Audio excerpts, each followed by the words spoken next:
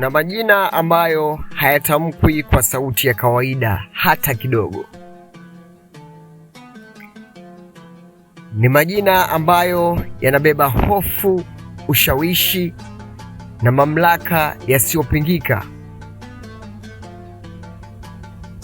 Huyu alikuwa mtu wa mwisho kabisa kusema ndio au hapana katika taifa la Iran.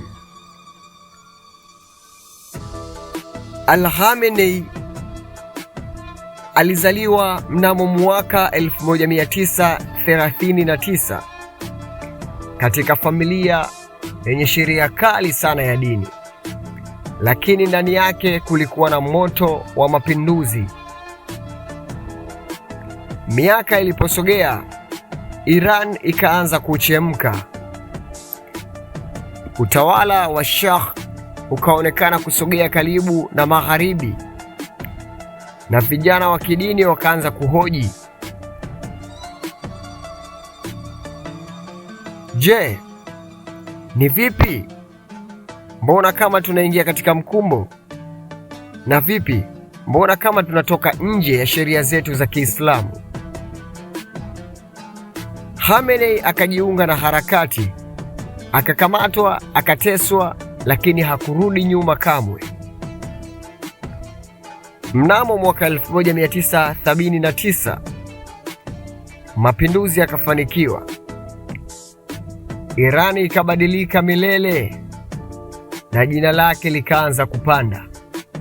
Lakini ilipofika mwaka 1981, mlipuko mkubwa wa bomu ulimjeruhi vibaya mno kiongozi Khamenei. Wengi walidhani safari yake imeishia hapo, lakini haikuwa mwisho. Ndiyo kwanza ilikuwa mwanzo mpya kabisa wa mapambano. Alichaguliwa kuwa rais, kisha mwaka 1989 akapanda juu zaidi na kuwa supreme leader, kwamba yeye ndiyo kila kitu, hata rais anasikiliza kwake. Hapo hakukuwa na mtu tena juu yake.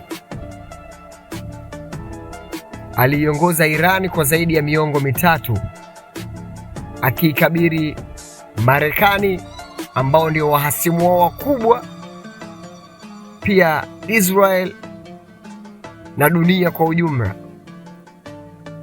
Kwa wafuasi wake wengi alikuwa ngome ya imani, lakini kwa wakosoaji wengi alikuwa ni mkono wa chuma. Na mwaka 2026 ukurasa wake ukafungwa hapo,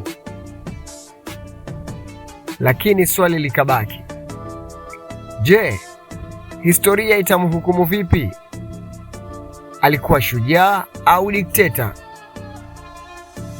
Alipigana vikubwa sana kulinda mali na heshima ya taifa la Iran, huku akiwa na wahasimu kama Marekani pamoja na Israel.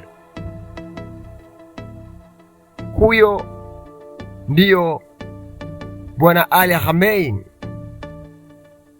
kiongozi wa juu kabisa katika taifa la Iran. Ali Khamenei alikuwa zaidi ya mwanasiasa. Alikuwa nembo ya mfumo wa Iran. Pia alikuwa ni sauti ya mapinduzi, na bila kusahau alikuwa ni mhimili wa siasa za Mashariki ya Kati takriban kwa miongo mitatu. Upendo au chuki, lakini bado jina lake litaendelea kuandikwa kwenye vitabu vingi vya kihistoria.